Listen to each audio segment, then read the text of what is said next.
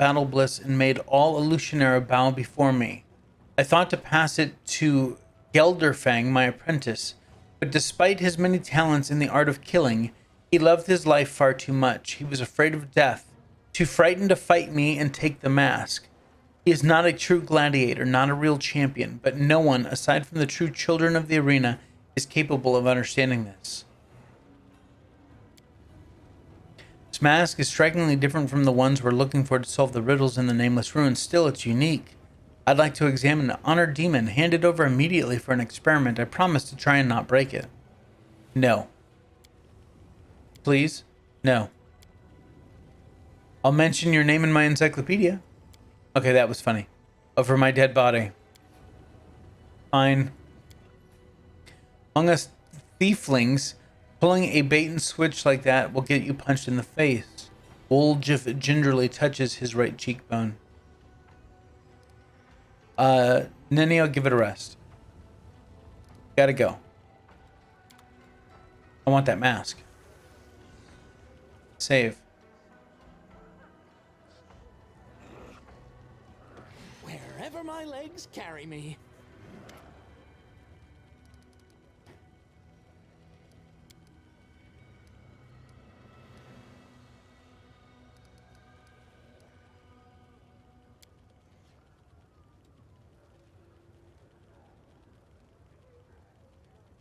Okay. When I see death coming, I do not flee. I kiss her dry lips with passion. The arena is eternal, and thus we are also eternal. Kill me, and you will be able to wear this mask. Defend your master, brothers and sisters. Show them that you're worth, and the crowd will fight for you, for the right to buy you, and the arena will bow before your might. None shall escape. Burn! Slice! Behead! Yes, behead. Yes, behead. Hellfire Ray. That'll work. That'll work well. Let's do Siphon Time.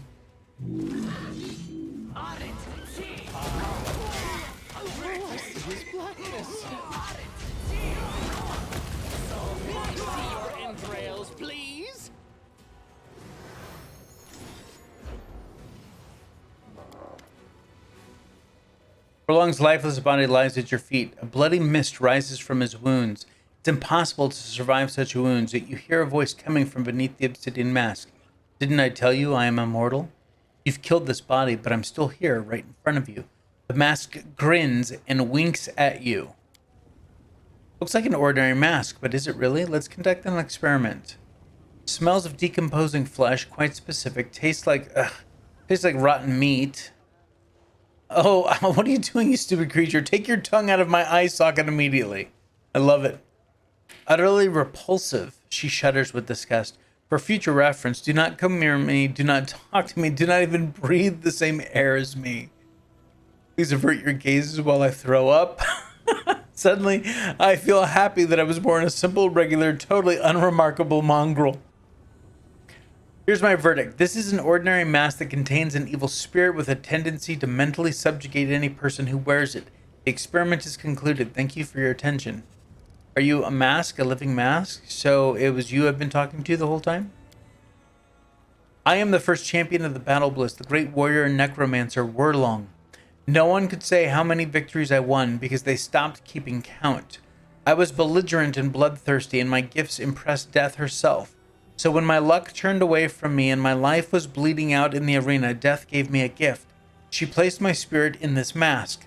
So under different names, I have claimed the champion's title again and again. The way I see it, you're not the hero you picture yourself as. You're just a coward who's afraid to die. Take the mask off of Worldwound. No, sense the soul that hides within the mask. From the black polished stone, a restless, spiteful, and bloodthirsty soul glares suspiciously back at you. It is skilled enough in the art of puppetry to manipulate the bodies and mouths of those who once wore this mask. You can see the dozens, perhaps hundreds of faces of those who wore this mask and gave their bodies to the ghost, willingly or not. Subjugate the lesser undead who dared to show you disrespect. The mask is in your hand, and you feel the black polished stone heat under your fingers till it starts glowing white. This doesn't cause you any pain. The but the ghost dwelling within the mask starts howling wildly. You are the master of death. You are her lover, and I am more precious to her than anything else. Forgive me, I had no idea. Spare me and I'll serve you, I swear. And we just got the Obsidian Mask of the Champion. The wearer of this mask gets a plus 10 competence bonus on intimidation and mobility skill checks. In addition, whenever the wearer of this mask lands a killing blow, they gain temporary hit points equal to the killed enemy's strength modifier for 5 rounds.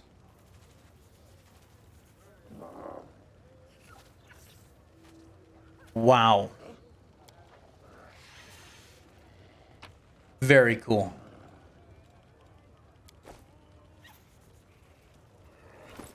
So, let's see what the mask looks like, huh? Let's go accessories. There's the mask. Oh,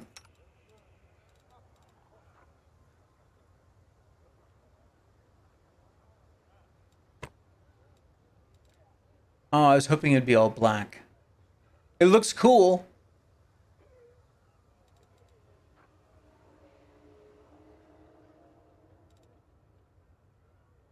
But I think I'd rather have him have the, is that what he was wearing?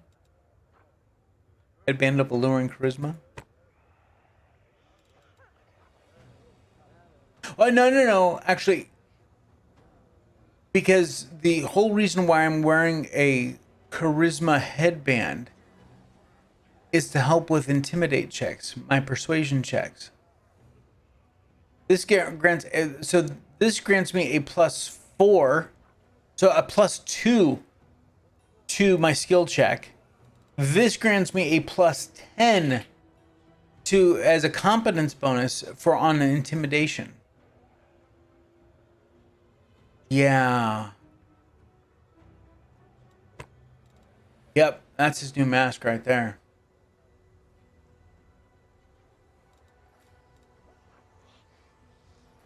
Yep.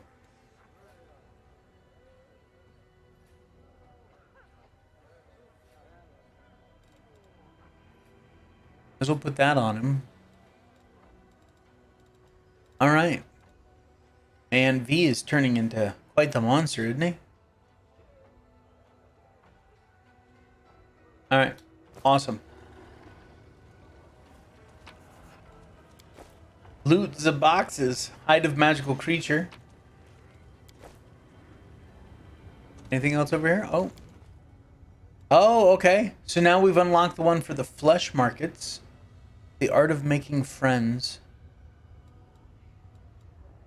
So we can go back to the Nexus or go to the flesh markets.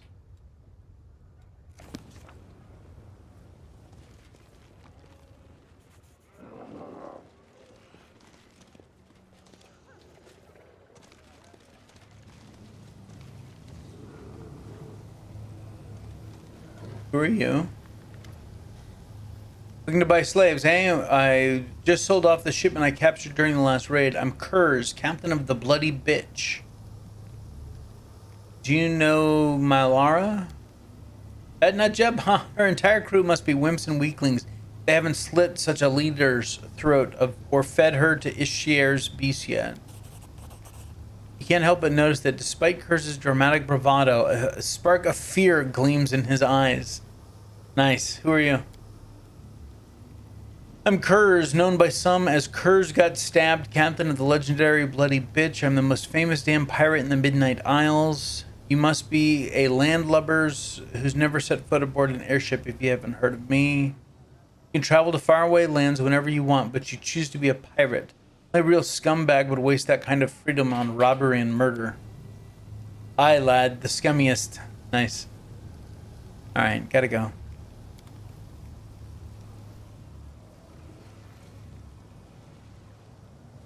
So there's Shavaro again. Save it.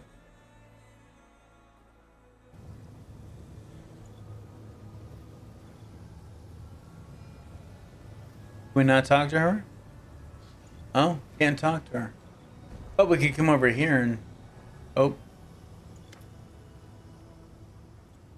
If you want to get these sweet Aasimars for the 10,000 delights, cough up 50,000. Just look at how delicious they are.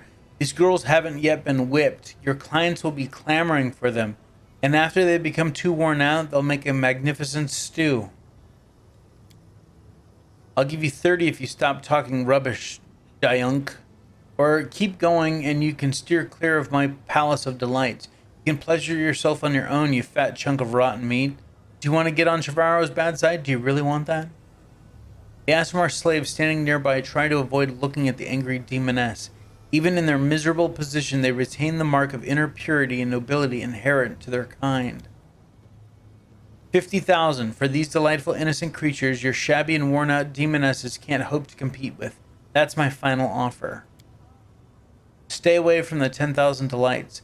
You can have your own little morsels pleasure you from now on, you greedy, horny piece of shit. Allow me to present my living wares. The finest household slaves to serve you and entertain your body and spirit. And they can satiate even the most exquisite cravings. What were you just arguing about? She wanted to buy my beautiful Aasimar concubines for her palace of pleasures, the 10,000 delights. Unfortunately, her common sense and good taste couldn't compete with her greed. She offered me a paltry price, next to nothing, instead of gratefully paying the full sum for these slaves, offering 30,000 for a group of innocent, pure Aasimars shipped here with the utmost care. No one has laid a single finger on them. No one has taken a single bite out of them. It's simply outrageous. Show me what you got for sale. Just feast your eyes on the most exquisite pleasure slaves, raised in comfort and luxury at your service. They are well-trained, neat, docile, and stand ready to become ideal servants for your manor. All of them are young and healthy, in a perfect state of ripeness. Of course, we have made sure that their tender flesh meets the expectations of even the most demanding gourmet. There are no inkling of what awaits them, so you do not need to worry about fear spoiling the meat, making it tough and bitter. Beautiful, athletic, and well-groomed young men and women of different races smile sweetly at you. Their cheerful looks aren't marred by the slightest hint of intelligence. These slaves remind you of happy and well-fed sheep grazing in the pasture. Just recently, one of my slave hunting crews returned, bringing me a most beautiful gift. A group of young, fresh, pure Aasimar girls, full of mouth-watering innocence. All of them are beauties in their prime, caught with the utmost care, unwounded. Shamira will take an interest in them, I'd wager. Because of her origin, she loves having her fun with Aasimars. There are countless ways one can use such a valuable acquisition. Though if you ask me, the smartest way is to treat yourself to a medium-rare fillet with rich, meaty gravy. The Aasimar women look pale and scared, but even in captivity, they manage to retain their dignity and refuse to let the demons savor their fear. As 𝐿𝐴𝐿 continues his nauseating commentary, he raises their chins higher, and they do their best to maintain cold, detached expressions. Such beauty should be enjoying life and delighting others with their loveliness, not bathing their faces in tears in the middle of a slave market. How much do you want for them? Would you like to buy these girls? Well, we can negotiate a deal, but I warn you now, they won't come cheap.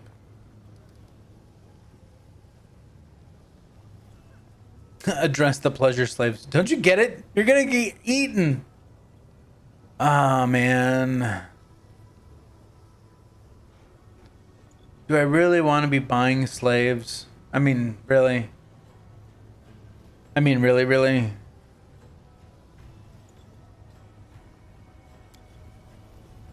What are you talking about? We are slaves intended for exquisite pleasures, not livestock. Our job is to please and satisfy the tastes of the most influential and mighty demons, to entertain them and to be their pets. Who would kill such a valuable asset just for food?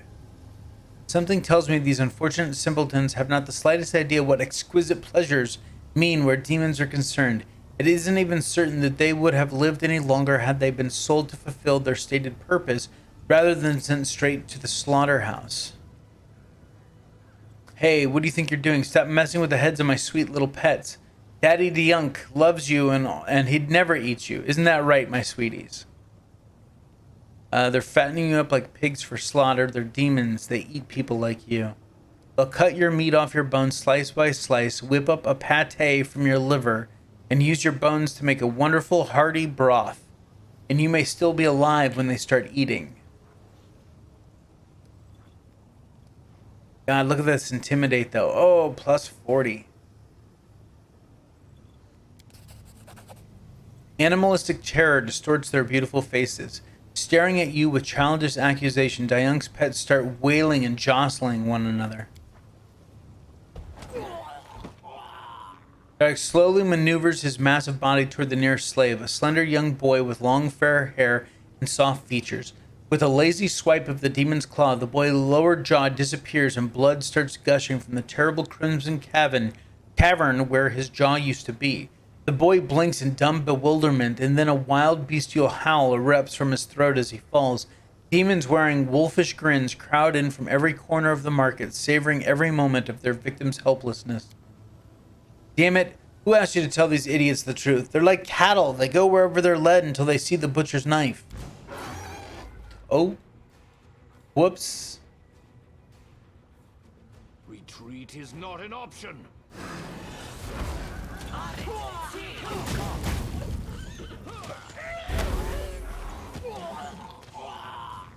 Kneel before me. Die! I will resist. Why did I get off my horse?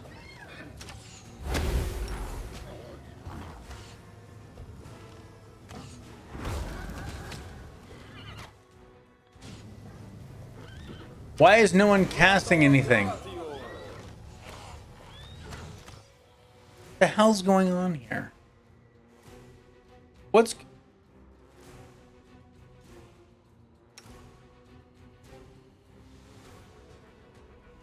Oh, he's dazed. Okay. He's dead.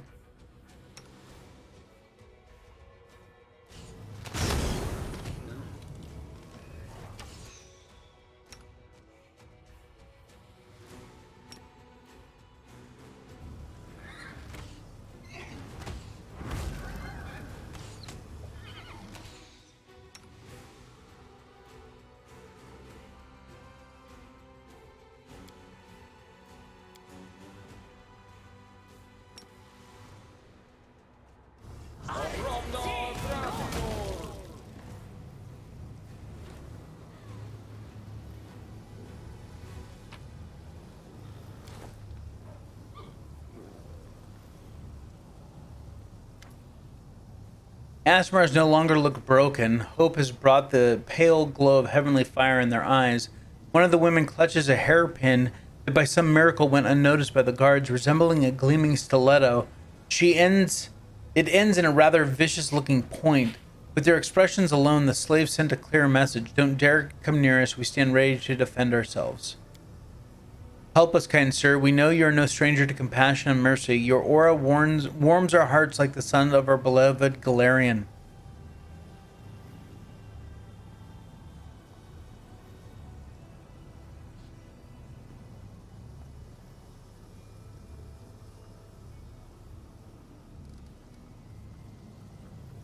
You are free. Leave this place. Thank you, stranger. We did not expect any help in this terrible place. We will not forget it. You did a noble thing when you did not abandon the weak in their hour of need. You have my deepest respect. All right. This was not what I had intended, but that's all right. Battles await. Yeah, shut up and get on your horse. Okay, we are going to do this. Or no, it's over here. This one. Okay. And then we'll let the waiting's never fun. Aaron heal the horse.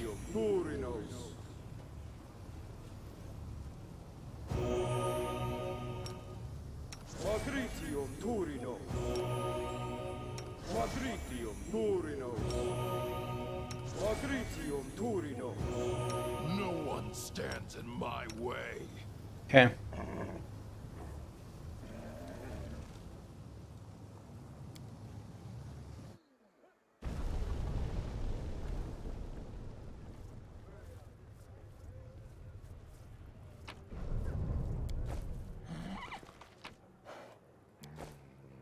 Head up here? Yep. Alright.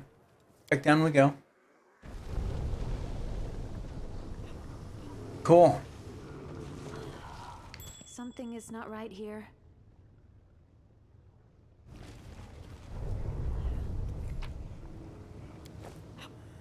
Forwards? No, backwards. Raggy. Backwards. Would you like to come buy some fresh flesh? You can call me Raggy. I'm at your service. Show me your slaves. Offer you a shipment of Golarion slaves. They certainly aren't in the best shape. Golarions are notorious for their fragility, but torturing them sure is fun.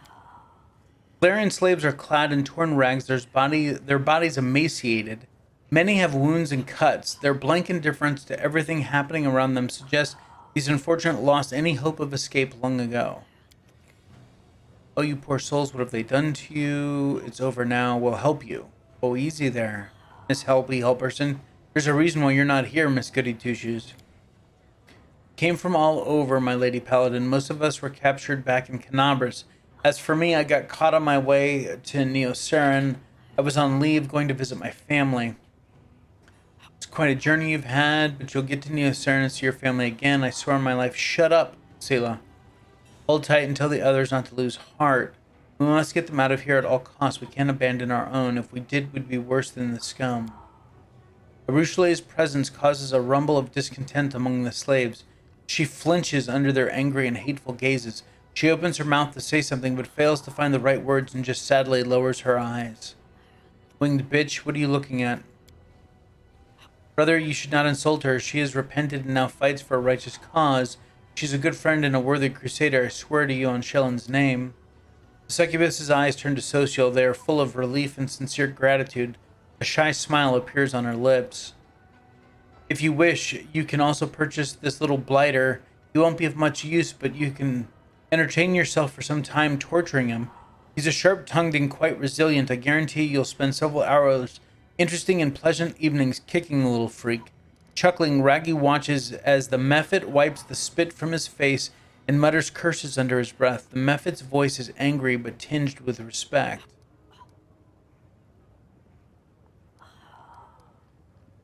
Are we supposed to be freeing everyone?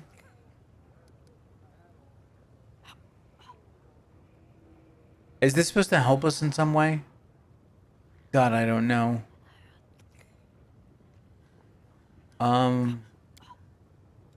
Raggy, top vendor here in the flesh markets. They sell expensive classy goods, whereas I specialize in rabble and riffraff. My goods cost 10 times less than what the others are selling, but I have 100 times more clients than everyone else. Everyone needs a slave. Cheap, maybe slightly defective, but still a slave. Big shots from the upper city prefer to do business with the others, but so what? The middle city feeds me much better. Raises his voice for the last part. You notice that the demon standing nearby cast cautious glances at the insolently grinning Cambion. It seems this shabby specimen has some authority here after all. Besides, I don't just sell live goods, I sell the stuff that used to belong to these poor fools as well. You'll find some extremely valuable and interesting items among the loot taken during slave raids. With a casual nod toward Ember, the demon grimaces with disgust. Incidentally, I'm willing to take this crippled waif off your hands. If you expect to sell her yourself, don't bother. No one will want to buy such a puny thing, but I can add her to my lot of Golarion slaves. You're mistaken, I'm not for sale.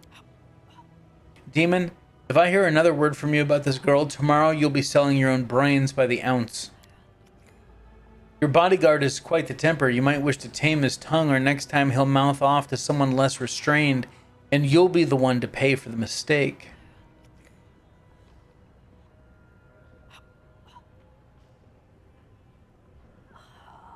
Screw it. Let's kick his ass too. I mean, we're just gonna wreck everything, huh? Let's do it. Out of nowhere, a knife with a wide, jagged blade appears in Raggy's hand. You want to dance?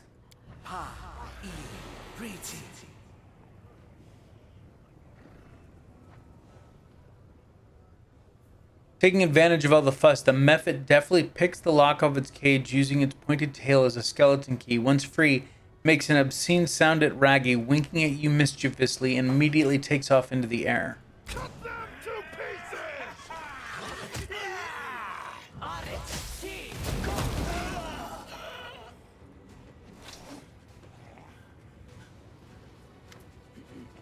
The slaves stand huddled in a tight circle, knives picked up from the ground glint in the hands of some. It's almost as if the scent of demon blood has imbued their exhausted bodies with new strength. They're clearly no longer willing to simply watch their lives be bargained away. One of them, a young man with an injured leg, flashes a bloodthirsty grin at you. So what's next, sir? Should we run, or should we face death here? We won't go back in the cage. We've had enough of this demon filth. Who is the leader of the group? Are there any among you who have served in the military? A young man salutes with a painful pride of a defeated but yet unbroken soldier. Corporal Grotberg of the Vanguard Scouts reporting for duty, sir.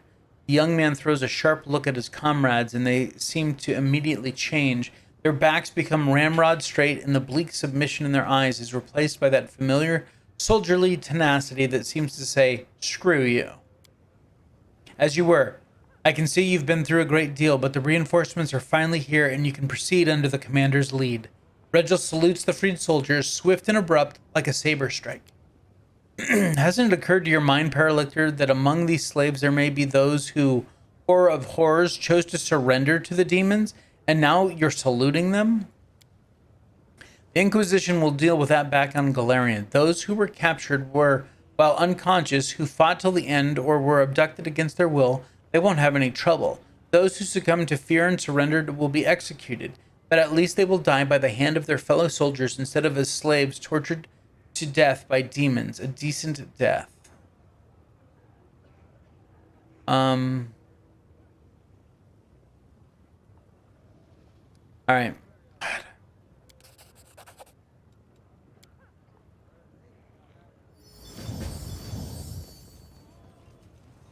We'll see how this turns out. He had some shiznit. Cloak of Resistance +3. Another gold coin.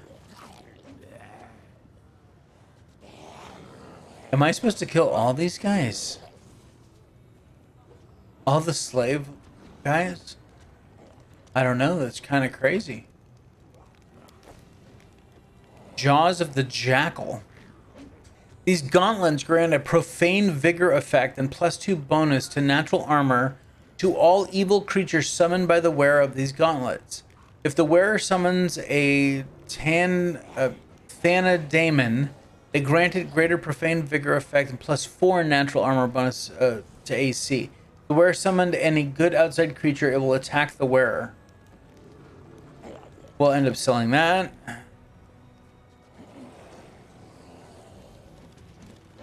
Krebis. Are you next on our list? The tall, thin vendor is swathed in a loose black robe. He is not a demon, but it is impossible to determine his race. His expressionless and hairless face is covered in tattoos and looks as if made of wax. His eyes are motionless. As you approach the black figure almost doubles over as he sweeps into a low bow. The vendor moves with a supernatural delicacy and grace impossible for a human. He extends his arms, also covered in tattoos, towards you. The ink on his palms comes to life and forms the words, "Greetings, I am Krebis, vendor of magical lunatics. I can sense shadows, evil shadows that once served their old master, Vyrivaxis." Yeah. Vyrivaxis. There we go. Got it. Whom I fought valiantly, but I had not the strength to defeat. Beware this one, champion, for he's linked to powers both formidable and cunning. Something inside you awakens and casts a fiery glance at the slaver. You can see the darkness curling under the thin layer of his skin, or rather a shadow resembling darkness, a demon woven of shadows. What kind of slaves do you offer? With a slight nod, Krebis points at a group of slaves standing nearby. All of them are completely motionless, their backs unnaturally straight. They seem to be drugged. Their eyes are entirely black without a hint of pupil, and in the depths, tiny blue sparks flicker like stars in the night sky. From time to time, some of the slaves utter something uncanny or barely comprehensible, then fall silent again. Tiny ink glyphs begin to appear rapidly on the slavers' palms as if drawn by a skilled scribe. My lunatics, magical ingredients for ritual sacrifices, dissolved in blood, fermentation finished, distillation finished, deposited into practical self-propelled storage units inside the slaves' bodies. High magical potential. The goods were examined and certified by esteemed Willidus, approved for